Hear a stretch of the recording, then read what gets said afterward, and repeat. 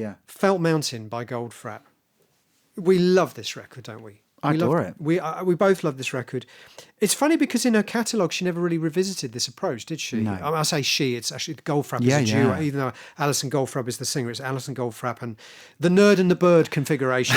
Alison Goldfrapp and Will Gregory, the kind of arranged musician. This is the moment when Stephen Wilson was cancelled, obviously. Well, because I've said the Nerd and the Bird. Yeah. It's a well-known enough expression, is it not? Nerd and a Bird, you know. This album has such a strong influence, doesn't it, from things that I know you love and you grew up with, and I also love it, which is the kind of John Barry Bond theme. The influence from cinema is palpable, isn't it? Yeah. Right through this whole record. I mean, yes, I think you can hear it's very much a post-trip hop kind of album. Mm-hmm.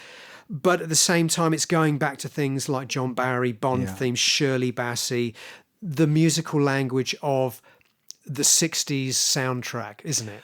Well, again, like Broadcast, it's one of those things where it's gone right back to the 60s. But what a 2000 sounding album it is. The technology, the filtering of the voice, the rhythms.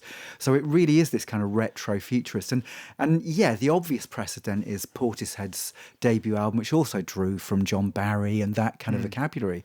But this does it maybe in a much more sensual This is not way, yes, that's it. This is not lo-fi. The Portishead thing, I think, was almost making it lo-fi. This is very cinematic and hi-fi, isn't it? It's got all the production sort of values of, you know, a very expensively recorded album, whereas Portishead almost were deliberately looking for to make things sound lo-fi, dirty, rusty.